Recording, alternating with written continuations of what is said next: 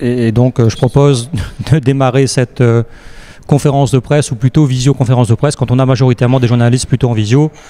Donc on appellera ça une visioconférence de presse. Mais je remercie tout de même notre journaliste local, Patrick, qui nous fait le plaisir d'être présent à cette occasion. Comme vous le savez, nous entamons un nouveau cycle budgétaire avec notamment les débats d'orientation budgétaire qui vont se dérouler au prochain conseil municipal, qui a été convoqué donc pour demain, donc jeudi 14 mars, à partir de 18 h. Et s'en suivra un autre conseil municipal où nous aurons à voter, cette fois-ci, le budget primitif 2024, sachant que le débat d'orientation budgétaire doit comporter, on va dire, un certain nombre d'éléments obligatoires prévus par les textes, en l'occurrence les évolutions de dépenses et de recettes en fonctionnement et en investissement, également les engagements pluriannuels, en particulier sur la partie investissement, également l'évolution de l'épargne brute et de l'épargne nette, et également la structure et la gestion de la dette. Donc vous avez compris que le débat d'orientation budgétaire, ce n'est pas seulement un temps prospectif, mais c'est aussi un temps rétrospectif, puisqu'il s'agit également de parler de la dette accumulée sur plusieurs années, pour ne pas dire plusieurs décennies. Et je vais donc commencer par là, vous parler précisément de l'encours de la dette de la ville de Saint-Philippe, qui s'élève à 3,5 millions d'euros. Donc nous avons une dette extrêmement faible. D'ailleurs, Saint-Philippe fait partie des communes les moins endettées de la Réunion, et nous avons projeté actuellement des éléments de comparaison avec des communes de strates identiques. Nous sommes à 679 € donc de dette par habitant. Et si on devait comparer avec des communes de même strate démographique, nous sommes sur une moyenne d'à peu près 1100 €. Quasiment du simple au double. Donc nous sommes 2 fois moins endettés que la moyenne des communes de même strate démographique, ce qui démontre bien que Saint-Philippe est une commune très peu endettée. Et nous veillerons à ce que cela reste ainsi. Que dire également des niveaux d'investissement. Nous avons des niveaux d'investissement en fait, qui sont élevés. Là aussi, nous avons une étude financière qui a été commandée par la CASUD et qui permet d'avoir des éléments de comparaison.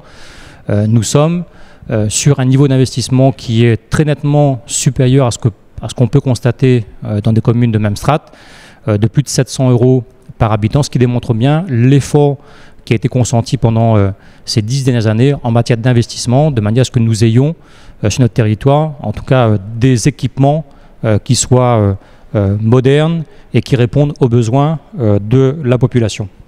Donc nous investissons 2 fois plus, par exemple, que la commune voisine, ce qui démontre bien l'effort conséquent qui est consenti en fait par la municipalité en matière d'investissement, en tout cas sur les 10 dernières années. Je viens également sur un élément extrêmement important qui est l'excédent budgétaire, ou plutôt les excédents budgétaires. On parlait tout d'abord de 2023, puisque nous aurons, préalablement au vote du budget primitif 2024, à valider également le compte administratif 2023, qui met en exergue un excédent de l'ordre de 1,8 million d'euros. Donc nous sommes effectivement une commune avec une santé financière qui est bonne, et cela se démontre également au travers des résultats des années précédentes, où nous avons effectivement accumulé des excédents. Donc je prends l'exemple de 2020, où nous avions au CA 2020 un excédent de 780 000 € approximativement. En 2021, un excédent de 1 450 000 €. En 2022, 1 600 000 €. Et donc en 2023, un excédent d'1,8 million. Donc tout cela démontre bien que non seulement Saint-Philippe s'est inscrit dans une dynamique d'investissement, avec des niveaux d'investissement qui sont au-delà de ce que l'on peut constater dans des communes de même strate démographique et même des communes plus importantes. Nous avons réussi à dégager des excédents budgétaires sur les différents exercices et les derniers en particulier, ce qui démontre là aussi que la stratégie financière qui a été mise en place par le groupe majoritaire depuis ces dernières années est payante. Et quand je parle de stratégie financière, ça a été bien évidemment la maîtrise de nos dépenses de fonctionnement, un premier élément. Et le deuxième élément, c'est la quête constante d'un financement optimum sur la totalité ou la quasi-totalité des projets d'investissement sur notre territoire, ce qui corrobore ce que je disais en fait à l'instant s'agissant des investissements. Et c'est cette même stratégie qui a été mise en place, qui est mise en place dans le cadre de la préparation du budget primitif 2024, qui va s'équilibrer en fonctionnement investissement à hauteur de 27 millions d'euros, 15 millions 7 en fonctionnement et 11,6 millions en investissement. Donc nous restons sur une dynamique d'investissement qui est forte et effectivement c'est un élément important que nous souhaitons mettre en avant. Mais il y a quand même une différence de taille par rapport aux excédents précédents et effectivement ça donnera une saveur un peu particulière à ce conseil municipal de demain qui fera date, puisque nous allons acter au sein du conseil municipal la diminution significative des 3 taxes qui dépendent encore des conseils municipaux, en l'occurrence la taxe foncière sur les propriétés bâties, qui est la principale, c'est celle qui rapporte, on va dire, un produit conséquent, la taxe foncière sur les propriétés non bâties, et également la taxe d'habitation sur les résidences secondaires. Et donc, ces 3 taxes qui sont votées au sein des conseils municipaux, nous avons choisi de proposer au conseil municipal de demain de diminuer ces 3 taxes à hauteur de 10%, ce qui est significatif. Je voudrais là aussi revenir peut-être sur quelques éléments du passé pour bien démontrer que 2024 marque, on va dire, un tournant. Nous sommes actuellement la 5e commune la plus taxée à l'île de la Réunion. Je ne citerai pas, on va dire, les 4 communes qui le sont plus encore, mais nous sommes la 5e commune qui est la plus taxée. Et c'est un héritage qui date des années 80. Comme vous le savez, les chambres régionales des comptes ont été créées par les lois de décentralisation de 82. Et l'une des premières communes à La Réunion à avoir été placée sous tutelle, c'est précisément la commune de Saint-Philippe, avec un déficit à l'époque conséquent. Vous avez projeté à l'écran actuellement des délibérations de l'époque qui confirment cette mise sous tutelle. C'est-à-dire que le conseil municipal n'avait plus compétence pour voter le budget de l'époque et donc a dû retirer une délibération, donc c'était fin 86, de manière à ce que ce soit le préfet qui prenne la main sur l'élaboration du budget primitif de la commune, donc à partir de 87. Et c'est précisément à partir de 87 que nous avons observé une explosion des différentes taxes qui dépendaient à l'époque des conseils municipaux et dont fait partie la taxe foncière sur les propriétés bâties. Il y avait encore la taxe d'habitation et donc toutes ces taxes ont connu une explosion à partir de 87 et la deuxième conséquence c'est un niveau d'investissement qui a été réduit comme peau de chagrin. Comme vous le savez, un équilibre budgétaire en situation de difficulté financière, comment il s'équilibre? En augmentant effectivement les recettes. Donc c'est ce qu'a fait le préfet à l'époque en augmentant les taux d'imposition, les 4, et en diminuant nos dépenses. Et en l'occurrence, la diminution des dépenses d'investissement, et c'est ce qui a été fait également à l'époque. Donc taxes qui ont explosé, niveaux d'investissement qui ont très nettement diminué à partir de 87, donc au détriment de la population de Saint-Philippe, puisque comme vous le savez, la vocation même, la finalité même d'une ville, d'une municipalité, c'est d'investir pour sa population, pour le bien-être de sa population. Depuis 2008, nous avons réussi à stabiliser les taxes communales, que ce soit les taxes foncières sur les propriétés bâties, les taxes foncières sur les propriétés non bâties, la taxe économique qui dépendait encore effectivement des conseils municipaux à l'époque, et également la taxe d'habitation. 2024, comme je l'ai dit, marque un tournant, et j'ai presque envie de vous dire une rupture avec le passé, et en particulier l'héritage qui nous a été légué en matière de taux d'imposition, puisqu'encore une fois, nous allons proposer au conseil municipal de demain une diminution très significative des 3 taxes qui dépendent encore du conseil municipal, et donc la taxe foncière, bâtie, non bâtie, et la taxe d'habitation sur les résidences secondaires. Le produit de l'impôt, sachant que la principale c'est la taxe foncière sur les propriétés bâties, c'est environ une recette de 2 millions d'euros dans le budget de la commune. Donc si vous faites 10% de moins, approximativement, ça vous fait une recette en moins d'à peu près 200 000 euros, mais nous sommes capables d'absorber, au regard des excédents et au regard des efforts de gestion qui sont les nôtres, d'absorber cette diminution de recettes dans notre budget primitif 2024, et ce sera démontré. Les autres éléments du budget primitif 2024, c'est la stabilité des tarifs des services publics, que ce soit l'accès à la piscine, le centre aquatique Teddy Waro, que ce soit la cantine scolaire et bien d'autres services rendus à la population. Donc il n'y aura pas d'augmentation de ces tarifs. Nous stabilisons ces tarifs en 2024. Il y aura également des efforts maintenus pour contenir les charges de fonctionnement. La preuve en est, nous avons effectivement prévu des charges à caractère général en diminution de l'ordre de 4-5%.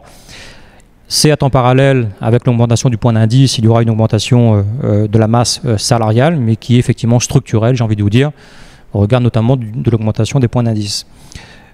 Mais tout ceci se fait, en tout cas pas au détriment de l'investissement, puisque nous allons poursuivre notre dynamique d'investissement au travers notamment la réhabilitation des écoles du Baril et de Basse-Vallée, également la construction d'une maison de service de proximité, également d'une salle omnisport.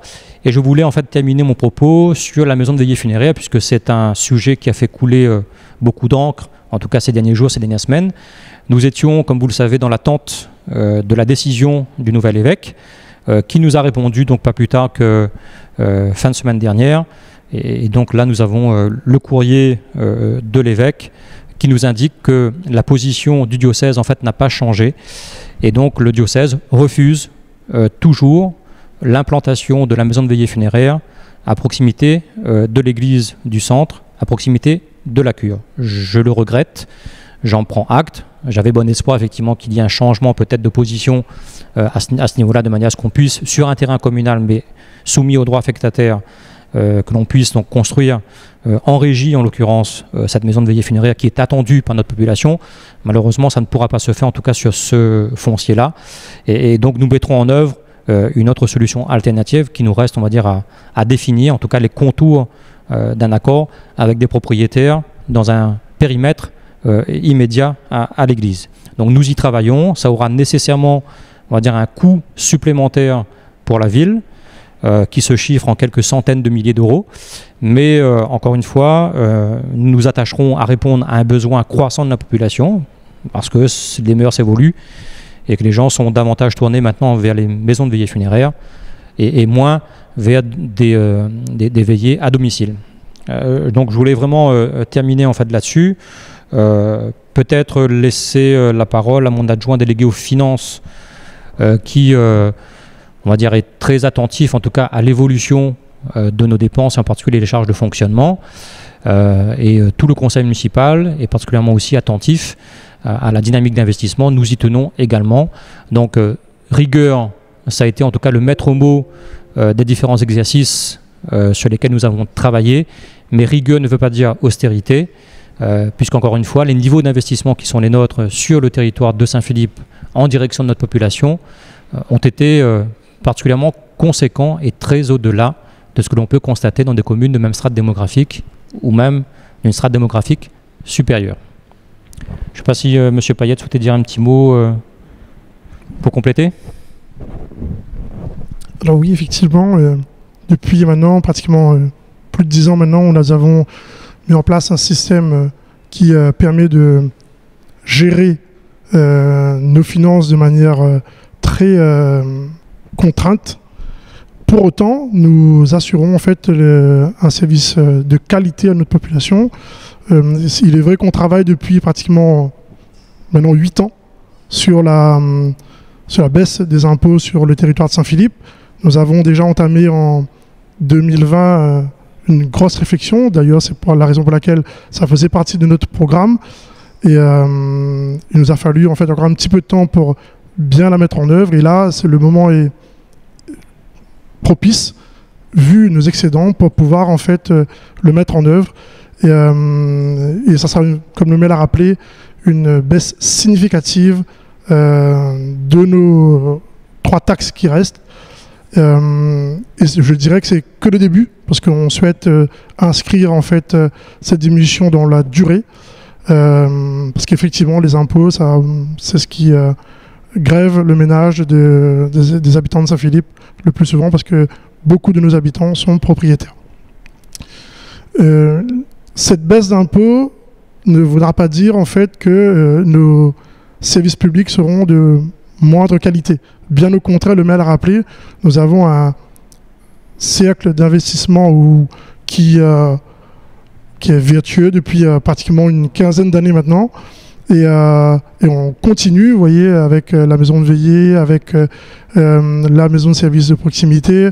Donc on s'attelle aussi à regarder la même qualité de service public et à faire en sorte que nos habitants puissent avoir les mêmes infrastructures que d'autres communes. Et j'ai envie de dire aujourd'hui qu'en termes depuis plus de 10 ans, notre commune a rattrapé son retard à travers notamment la construction de la piscine municipale, à travers la réhabilitation de nos écoles, à travers il n'y a pas très longtemps, l'année dernière, nous avons livré notre gare routière. Donc les habitants de Saint-Philippe aujourd'hui bénéficient en fait des mêmes besoins, des mêmes infrastructures que les autres communes plus développées que nous. Alors, j'évoquais effectivement le classement des communes. Donc à la minute où je parle, où on parle, Saint-Philippe, la 5e commune, n'a plus taxé à La Réunion.